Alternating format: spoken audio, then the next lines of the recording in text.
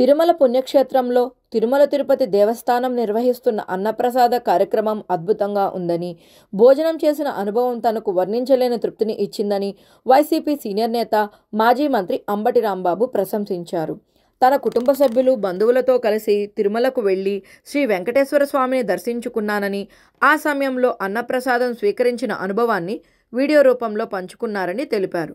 ఇంత గొప్ప స్థాయిలో ఈ కార్యక్రమం నిర్వహించడం నిజంగా ఆశ్చర్యకరం అని అంబటి అన్నారు.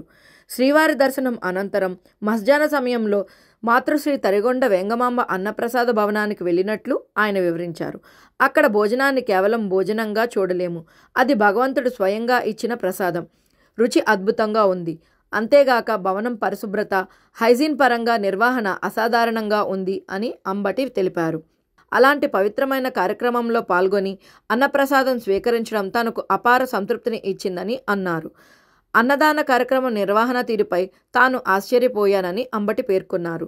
సాధారణ రోజుల్లోనే రోజుకు సుమారుగా 90,000 మంది భక్తులకు అన్నప్రసాదం అందిస్తున్నారని, బ్రహ్మోత్సవం వంటి ప్రత్యేక దినాల్లో ఈ సంఖ్య 1.3 లక్షల నుంచి 1.4 లక్షల వరకు చేరుతుందని చెప్పారు.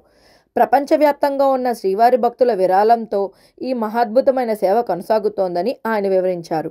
ఈ కార్యక్రమం కోసం ఏర్పాటు చేసిన ప్రత్యేక ట్రస్టుకు ఇప్పటి వరకు 2,700 కోట్ల విరాళాలు అందాయని, ఆ మొత్తంపై వచ్చే వడ్డీ ద్వారానే ఈ సేవను నిర్వహిస్తున్నారని తెలిపారు. 1985లో ప్రారంభమైన ఈ సేవ ఇన్ని దశాబ్దాలుగా ఎటువంటి ఆటంకం లేకుండా నిరంతరాయంగా కొనసాగడం వెనుక శ్రీ వెంకటేశ్వర స్వామి మహత్యం, ఆయన ఆశీస్సులే కారణమని అంబటి అన్నారు. తిరుమలకు వచ్చే ప్రతి భక్తుడు కూడా అవకాశం ఉంటే కనీసం ఉదయం అల్పాహారం, మధ్యాహ్నం భోజనం లేదా రాత్రి భోజనం ఏదో ఒక సమయంలో శ్రీవారి అన్నప్రసాదాన్ని స్వీకరించాలని, దీంతో భగవంతుని ఆశీస్సులు లభిస్తాయని అంబటి పిలుపునిచ్చారు.